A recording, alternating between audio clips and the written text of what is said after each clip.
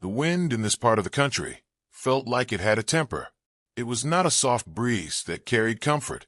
It was a hard wind that dragged red dust across the open land and left it on a person's tongue, in their hair, and in their clothes. For 3 long days, Evelyn sat in a jolting carriage, with that wind beating the canvas top like it wanted to tear it open. Dust slipped through every seam and clung to her skin. She sat upright on the wooden bench with her hands locked tight in her lap, as if holding herself still could keep her life from changing. She was 19. Back in the small town she had left behind, girls her age were talking about dances and ribbons and boys who looked at them the right way. Evelyn was watching the horizon swallow the road ahead. The land was wide and bare, like it had no end. The sky was pale and washed out. The grass was brown and thin. The emptiness made her feel smaller every mile, like the world was turning her into nothing. Her father called it an arrangement. He said the word like it was normal, like it was no different from trading a wagon or a horse. But Evelyn knew the truth. It was a sale dressed up as duty. The crops had failed. The debt had grown. Winter was coming, and the cold did not care about pride. Her father had stood in their kitchen with his eyes on the floorboards, unable to look at her. He had told her the man was good, a hard worker, a farmer with land. She would be provided for. Provided for. Evelyn heard the word again and again in her head as the carriage rattled forward. It sounded like something you said about a mule that needed feed, not a girl who still felt like a child inside. She was not going to a husband chosen by her heart. She was being sent to settle a debt and free her family from one mouth to feed. She understood why they did it. She had seen her mother measure cornmeal like it was gold. She had seen fear live in her mother's eyes. Love did not keep a house warm. Food did, and the world they lived in demanded payment. The driver, a quiet man named Silas, barely spoke. He held the reins like they were part of his hands and kept his eyes on the road.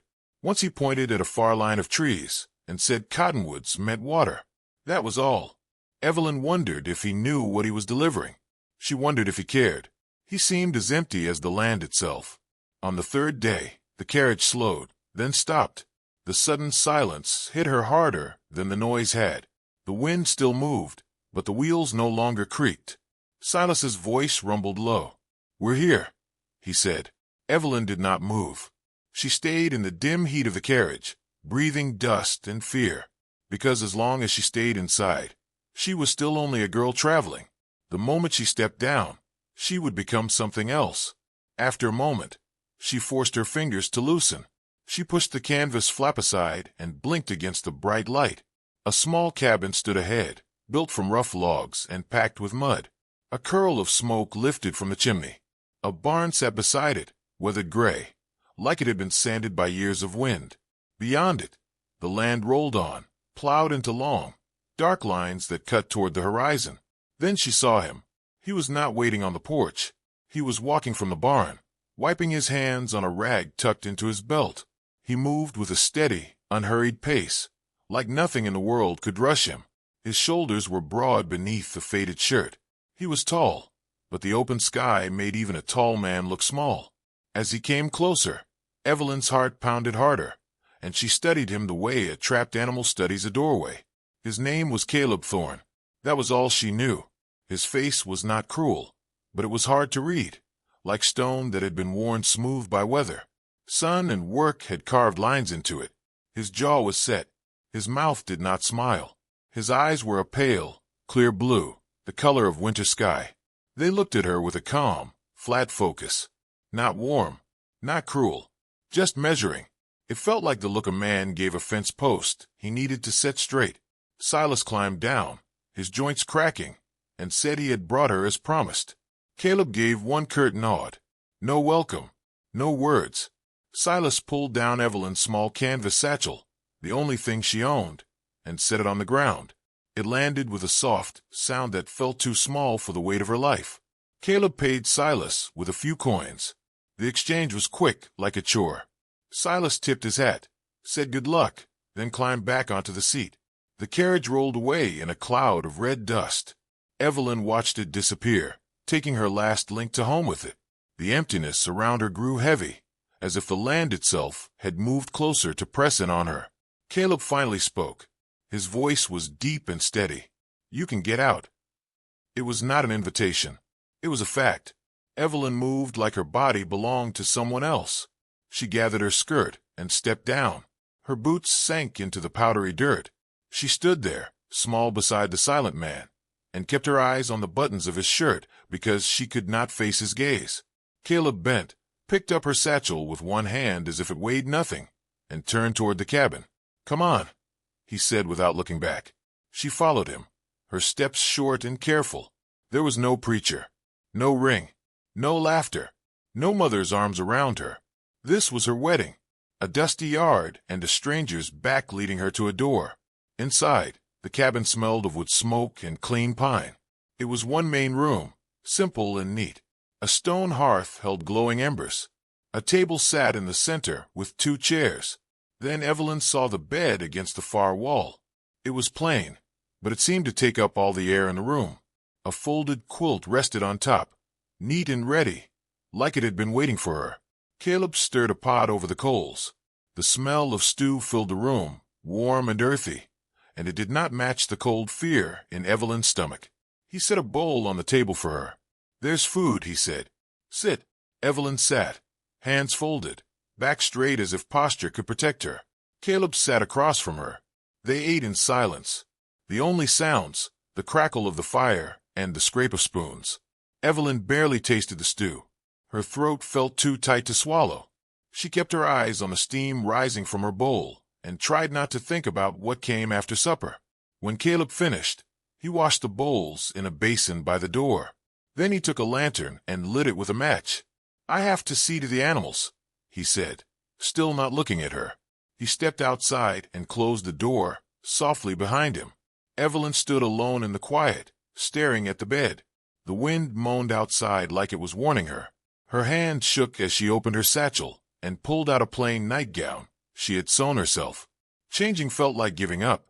She slipped out of her travel dress and into the thin cotton, then sat on the edge of the bed without getting under the quilt. The floor was cold beneath her feet. She waited. The fire sank low. The shadows grew long. Her heart beat like a drum in her chest. When the door finally opened again, she flinched so hard it hurt.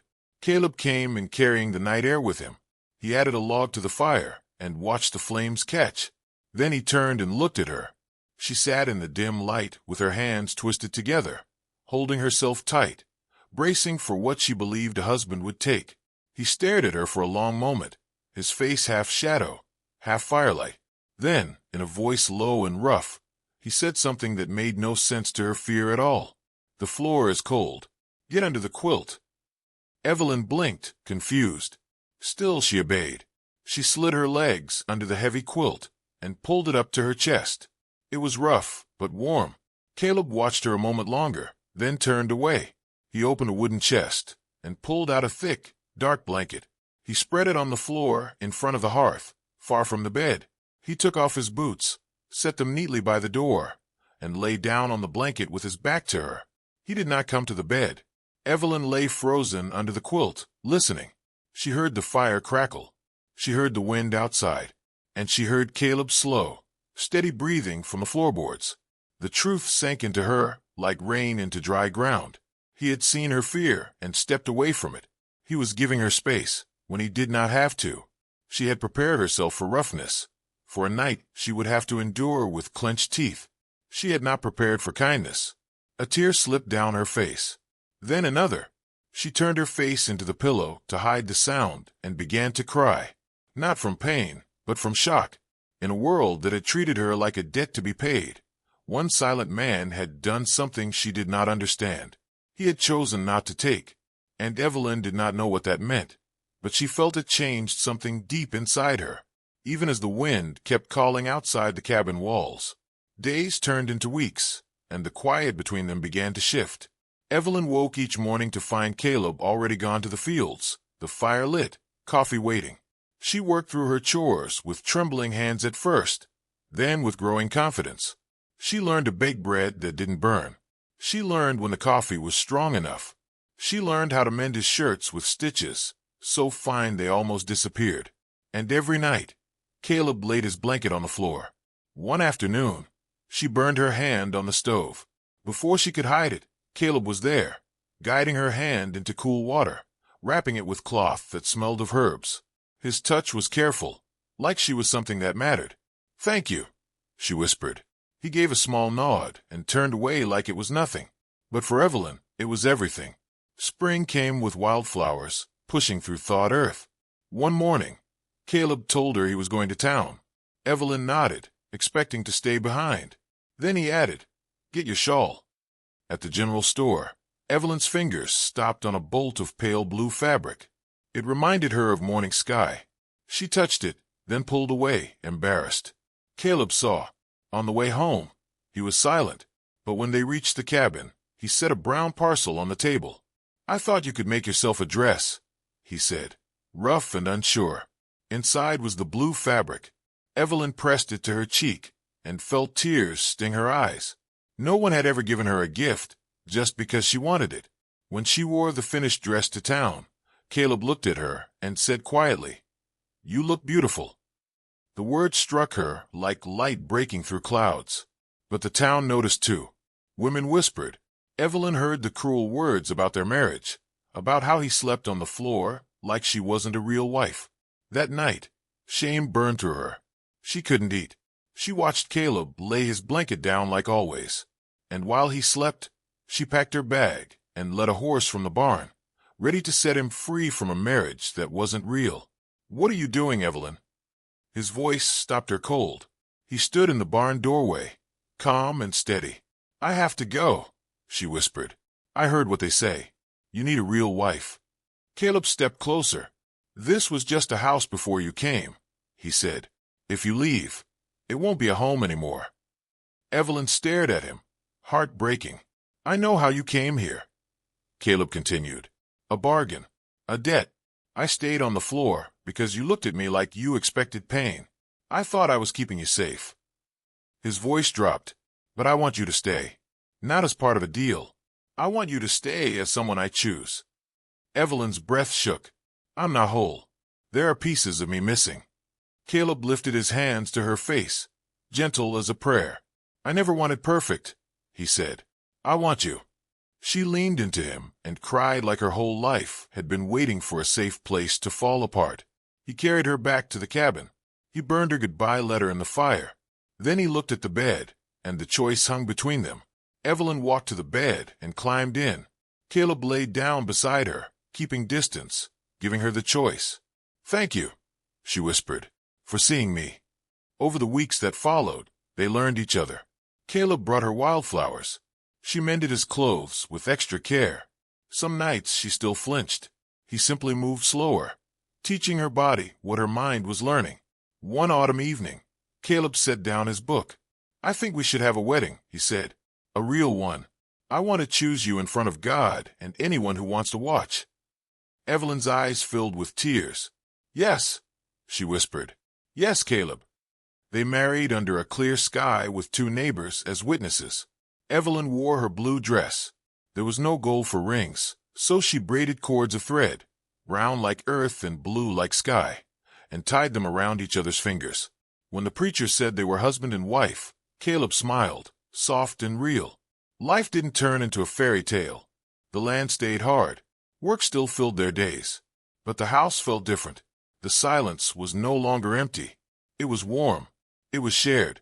One evening, as dusk painted the sky with purple and gold, Caleb's hand rested gently on the small of Evelyn's back. A year ago, she would have flinched. Now she leaned into his touch like it belonged there. The girl who had been sold like a debt finally understood, something she had never believed before. She was safe. She was chosen. She was home. If this story touched your heart and reminded you that true love waits, protects, and chooses without demanding, don't forget to like and subscribe to From Wild West 2. We bring you stories of quiet honor, patient hearts, and the kind of love that sees your fear and says, "I'll wait." See you in the next story, partner.